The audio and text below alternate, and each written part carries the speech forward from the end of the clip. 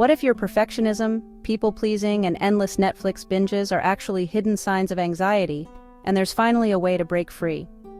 Introducing the anti-anxiety formula, a comprehensive solution designed for women who are ready to reclaim their peace of mind. No more wearing exhaustion like a badge or mistaking anxiety for ambition. It's time to rewrite your story. The anti-anxiety formula gives you the tools to break free from the cycle of stress and self-doubt.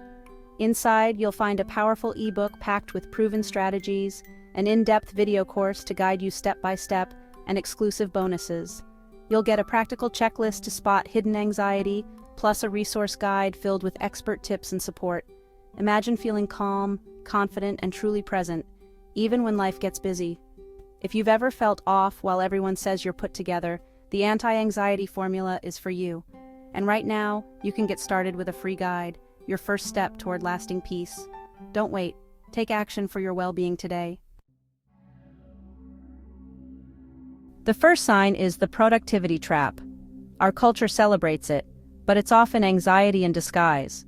That relentless drive to stay busy, the mile-long to-do list, the color-coded calendar, these are ways we numb ourselves. Busyness keeps us from feeling discomfort, uncertainty, or fear. Anxiety hates stillness. It thrives in chaos because quiet moments force us to confront vulnerability. Ask yourself, on a free afternoon, do you feel peace or unease? Do you instantly reach for your phone or start cleaning? This isn't about shaming ambition. There's a difference between values-driven action and fear-driven activity. The productivity trap is frantic running, believing if you organize enough, you can outrun feeling out of control. But your worth isn't measured by output. Anxiety will always whisper that it is. It convinces you rest is lazy, stillness is wasted, and keeps you on a hamster wheel. The real question, are you being productive or just staying busy to avoid feeling? This is the armor of I am what I do. It's heavy and exhausting.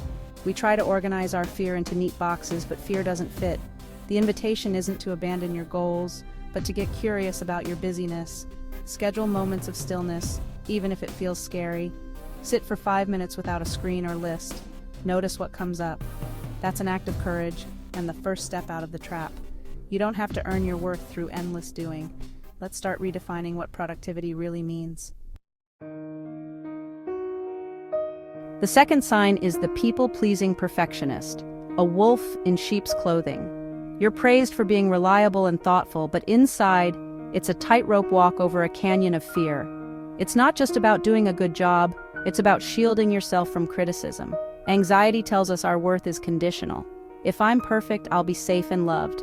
This isn't about high standards, it's a fear of disconnection. In real life, it looks like saying yes when you want to say no, agonizing over emails, replaying conversations, and losing track of your own needs. Perfectionism isn't striving for excellence. It's a heavy shield that keeps us from being seen. It's a defense against shame, but it's also a cage. It blocks innovation, risk-taking, and real connection. People-pleasing is exhausting. Managing everyone's perceptions drowns out your own voice. Feedback feels like a personal attack, not a chance to grow. Breaking free means daring to say no, sending the good enough email, and believing you're worthy because of your imperfections. It's about learning to disappoint others to honor yourself. True connection happens in the cracks, not in perfection. The courage to be imperfect is the key to belonging. Let yourself be seen, flaws and all. You don't have to earn love by being perfect.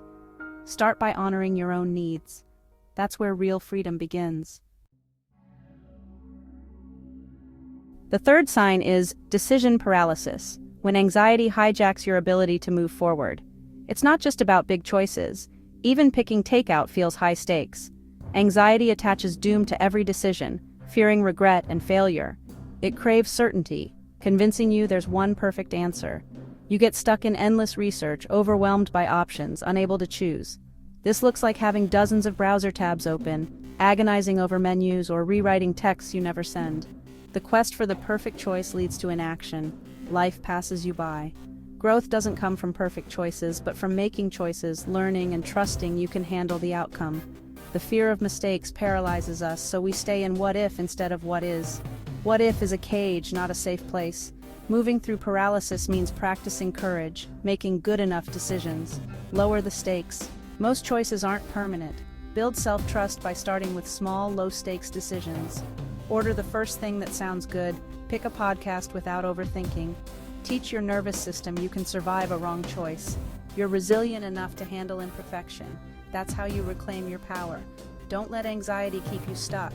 Choose, learn, and move forward. That's real progress. The fourth sign is control addiction, the need to manage every outcome, detail, and person. On the surface, it looks like being organized, but underneath, it's anxiety seeking safety. If you can control everything, nothing bad can happen. At least that's the logic. This shows up as micromanaging, inability to delegate, or irritation when things don't go as planned. It's not about the dishwasher, it's about your sense of order being threatened. The paradox: the more you grasp for control, the more anxious you become. Life is unpredictable, and every deviation reinforces your anxiety. Control addiction suffocates creativity, kills collaboration, and creates resentment. You miss the magic of unplanned moments by trying to direct every scene. You're always 3 steps ahead, running a constant threat assessment. This isn't planning, it's living in high alert, exhausting your nervous system. The antidote isn't chaos, but trust. Trust yourself to handle what comes, trust others, and accept imperfection. Learn to let go of what you can't control. Where are you white-knuckling life? Try loosening your grip. Delegate a task, let someone else choose, allow for a little mess. It will feel vulnerable, but in letting go, you'll find peace. Control is an illusion, trust is freedom. Practice letting go, one small step at a time. That's where peace begins. The fifth sign is emotional numbing. When anxiety overwhelms your system, you start to shut down. You don't feel sharp anxiety, but you also don't feel joy or connection. Life feels flat, like you're watching from behind glass. Things that once brought pleasure now barely register. It's not deep sadness, just an absence of feeling, a grayness. To cope, we seek distractions, endless scrolling, binge-watching, or that extra glass of wine. These aren't the problem, they're attempts to self-soothe. But they only add shame and guilt to the numbness. Ask yourself, do your evenings restore you or just distract you? Restoration fills your cup. Distraction just helps you forget it's empty.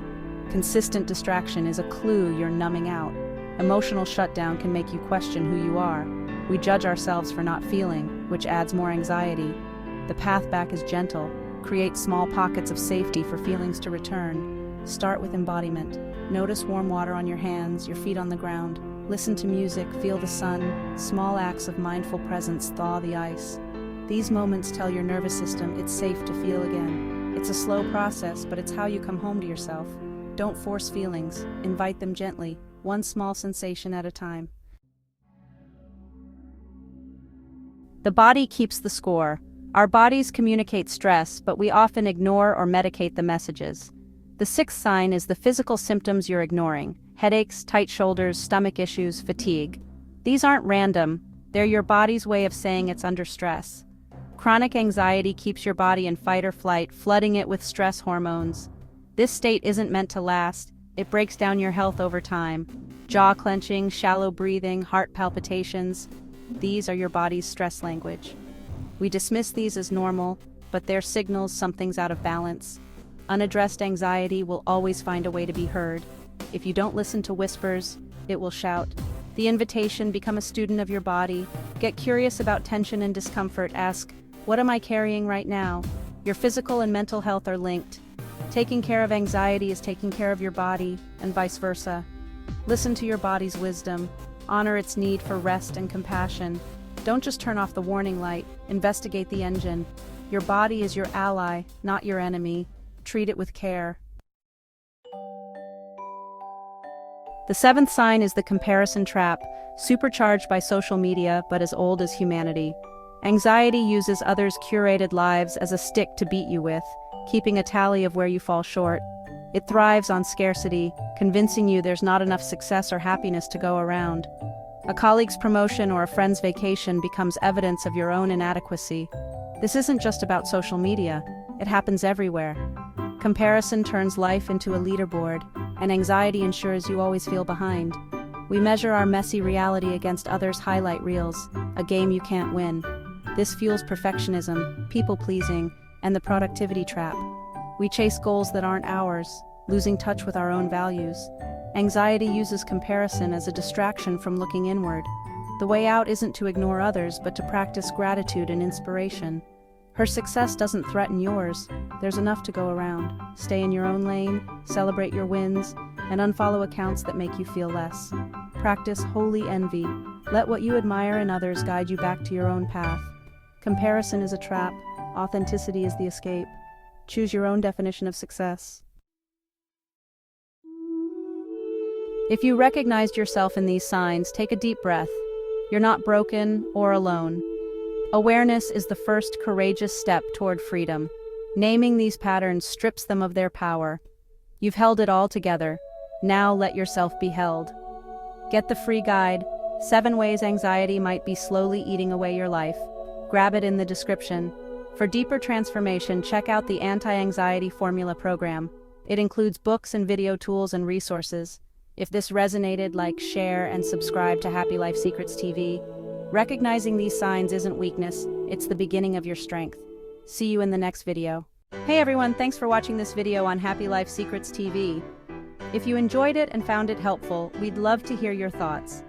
Drop us a comment below and let us know what you think, or share your own secrets to a happy life. And don't forget to hit that subscribe button for more amazing content. We're here to bring a smile to your day with tips, tricks, and secrets to a happier life. See you in the next video. Today is another good day. Unlock the path to your best self. Discover the transformative power of the 12 Happy Life Secrets. Embrace all of them and watch your happiness thrive. Remember, your happy life is an inside job.